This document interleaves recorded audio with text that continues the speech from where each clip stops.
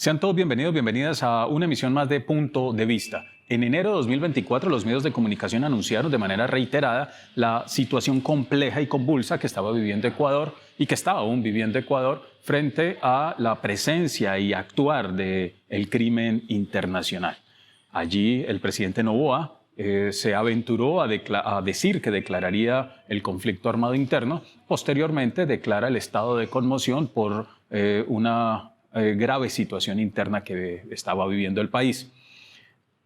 Punto seguido, lo que sigue es la relación, a llamar la ayuda y el apoyo de Estados Unidos. Se realizan unas reuniones entre la directora Laura Richardson del Comando Sur de Estados Unidos y ya allí se llegan a unos acuerdos de apoyo y de colaboración mutua. ¿Qué está sucediendo en Ecuador? Y que tiene que ver también el reposicionamiento militar en América Latina con esta situación que se vive en Ecuador. Yanni, ¿qué está sucediendo? ¿Cómo entender este momento? Para entender lo que está ocurriendo en Ecuador es muy importante tener algunos puntos de vista muy interesantes sobre cuándo comienza. Cuando gobernaba Rafael Correa, efectivamente se llegaron a acuerdos con bandas y esas bandas se disolvieron o por lo menos dejaron de hacer tanta presencia en el país, pero eran bandas más o menos de crímenes genéricos y no tan organizada. No era delincuencia organizada, era una delincuencia, agrupada, pero en algunos focos en Ecuador. Cuando recibe Lenín Moreno, que rompe inmediatamente con todas las políticas de Correa, lo que pasa es que desfinancia absolutamente, ojo, las fuerzas de seguridad, desfinancia todo el aparato social que había dado oportunidades a los jóvenes y curiosamente aparecen los dos carteles más grandes de México, Sinaloa y Jalisco Nueva Generación, financiando grupos. Lo que produce es que más o menos por allá en el 2020 se rompe, lo que había o los acuerdos que habían entre estos grupos y empieza una guerra entre ellos. Entonces vimos masacres enormes en cárceles de Guayaquil, de Quito, y empiezan a fluir grandes cantidades, 1 de dinero, 2 de armas y 3 de capacidad organizativa que ya los ponía casi que al nivel de los mismos carteles. Esto llamaba mucho la atención porque pasaron de ser, por poner un ejemplo, los choneros no era una organización delincuencial muy grande, claro, hacía parte en muchos lugares, pero no era financieramente tan grande ni militarmente tan formada. De un momento a otro, estos grupos empiezan a tener el control de las cárceles y desde las cárceles empezar a fortalecer lugares.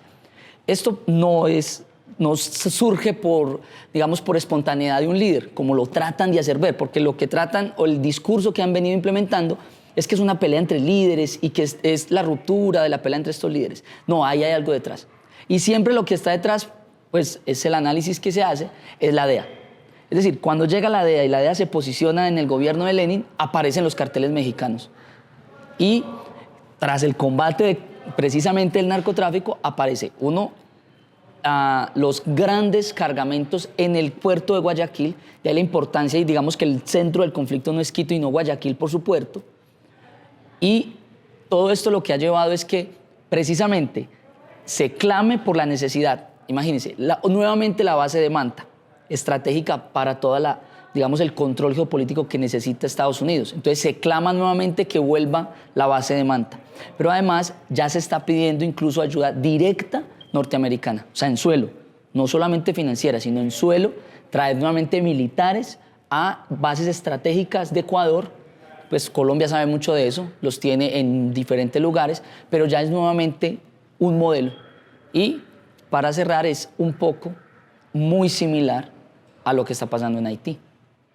Bien, entonces resaltemos eso, Yanni. Hay una relación directa entre el modelo de Estado, el modelo de administración del Estado, entre la inversión, desincentivar la inversión social, desincentivar ciertos sectores de la economía del país y generar así las condiciones como caldo de cultivo para que proliferen los grupos y las alianzas criminales. 2, definitivamente sí, lo que estás advirtiendo no es nuevo, la inversión militar ha ido creciendo 2021-2022 terminó siendo Ecuador el país mayor receptor de ayuda militar norteamericana, después de que con Rafael Correa pues, no se había renovado los acuerdos para tener a la base militar en Manta, lo que advertías. Pero nos preocupa algo y es, por ejemplo, que la Comisión de la Verdad de 2010 de Ecuador, sin verdad no hay justicia, resalta muy bien la necesidad de no generar los vínculos para la formación de militares con estas entidades que han tenido un pasado oscuro en materia de vulneración de derechos humanos, como es el caso del Instituto de Cooperación para la Seguridad Occidental, antes conocida como Escuela de las Américas. O sea que estamos diciendo que sobre la Comisión de la Verdad, sobre lo que ha ocurrido en el continente, vuelve y se reposiciona entonces la presencia militar norteamericana. Pareciera ser que lo que está de fondo en realidad es un asunto geopolítico. Además, lo mencionas, Haití, pero también está Perú. Pero donde está la presencia militar norteamericana, curiosamente como en Colombia, aumenta el tráfico de drogas, aumenta la inestabilidad. ¿Qué relación hay allí? Lo hemos venido, yo creo que afirmando en varios programas, y es que la presencia de la DEA, curiosamente, produce el efecto contrario. Es como si con la DEA llegara llegaran más cárteles, llegaran más droga, llegara más financiación a mafias. O sea, como que la DEA lo que produce es el efecto contrario para el que se crea. Pero digamos que desde los Estados Unidos es muy importante porque genera una dependencia y un control, incluso con pérdida de derechos y de soberanía. Por ejemplo, el poder, pues valga decir y recordar que los agentes de la DEA tienen fuero diplomático. Entonces, estas personas no pueden ser interceptadas, estas personas, cualquier tipo de delito que se cometa en suelo colombiano va a ser juzgado, o en suelo ecuatoriano o en suelo peruano, es juzgado en Estados Unidos. Entonces, eso les da una capacidad de no tener control sobre ellos y sus actividades. Y si no sabemos qué hacen los agentes de la DEA, y lo que nos enteramos o lo que sabemos que hacen es que se reúnen con los narcotraficantes a plantear negociaciones. ¿Qué negociaciones? ¿Cuáles son las negociaciones? ¿Qué se da a cambio de qué? Pues no se puede conocer, solo lo conocen los agentes y entre comillas, digo entre comillas porque ya conocemos de varios agentes que han sido multados en Estados Unidos por servirle a mafiosos en Colombia y en otros países. Entonces creo que el no tener un control sobre los agentes de la DEA lo que está produciendo precisamente es que esas mafias crezcan. Por el contrario, las mafias se fortalezcan en alianzas criminales internacionales. Entonces uno se pregunta, ¿es simplemente que México, un cartel mexicano llegue a Ecuador y genere una alianza tan grande? ¿O alguien está facilitando los medios para que se creen esas alianzas criminales que producen, uno, grandes exportaciones de droga? ¿A dónde? A Estados Unidos, Europa, que ahí se va casi el 90% de la producción. Es decir, toda la producción, esto hay que volverlo a decir, es de perogrullo, pero hay que repetirlo, toda la producción de droga que producen estos países nuestros, ¿para dónde va? Para Estados Unidos y para Europa, ¿cierto? Entonces, el dinero también fluye allá, fluye para paraísos fiscales y también, obviamente, lo de Ecuador es importante porque recuérdese que está dolarizada la economía. Entonces, lavar el dinero en Ecuador también es rentable.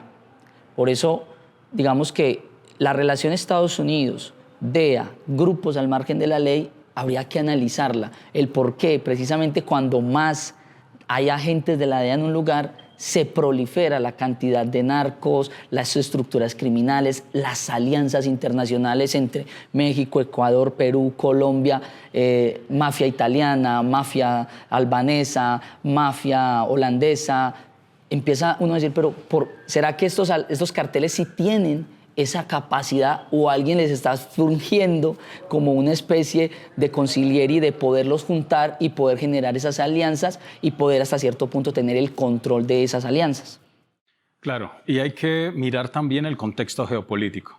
El 2023, principio de año, Laura Richardson en Atlantic Council, un think tank, un tanque de pensamiento de la OTAN, decía con total claridad y tal vez desfachatez, iba a hacer todo lo posible, todo lo que tuviese que hacerse para que no perder el control de lo que ellos llaman su patio trasero. Es propio de la doctrina Monroe.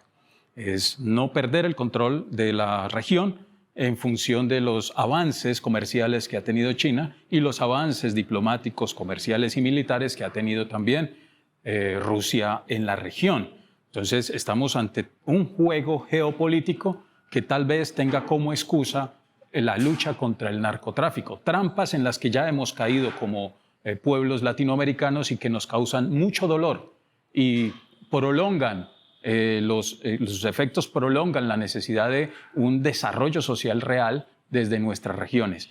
Eso hay también que tenerlo ahí como un punto de análisis. Pero en este contexto de realidad, Gianni, ¿qué nos queda? ¿Qué salidas nos quedarían?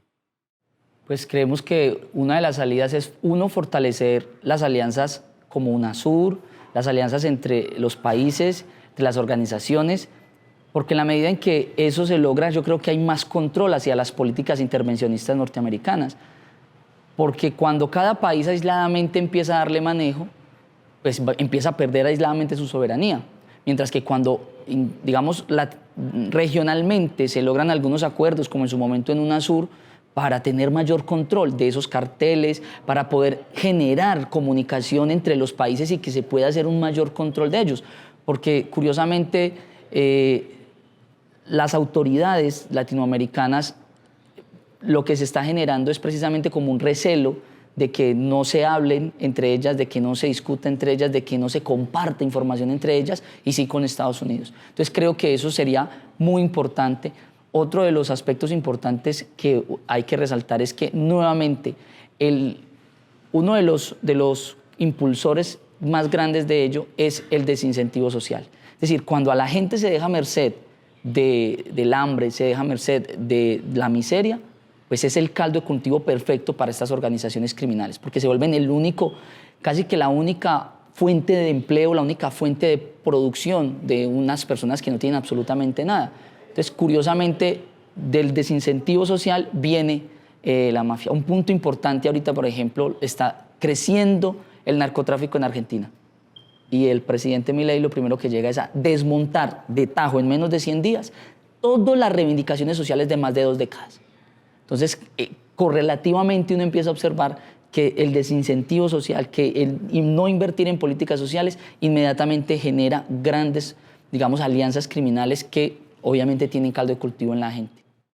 Estamos diciendo que esa relación entre lo que ocurre en Haití, en lo que está ocurriendo en Ecuador, lo que también está ocurriendo en Perú, Colombia y ahora lo que estás mencionando de Argentina, pudiésemos decir que se está avanzando en un modelo de control regional que pudiese centrarse en la generación de un Estado caótico. Al generar estados caóticos, estados alterados, estados en conmoción interior, se hace más fácil implantar un modelo militar de dominación y nos aleja de las reivindicaciones sociales y nos aleja de las luchas y de las agendas de los pueblos. Es clave que como pueblos tengamos presente esto en nuestras agendas, en nuestras reflexiones, para que tomemos medidas y también hagamos frente a esta avanzada o a esta nueva estrategia que es bastante compleja de entender.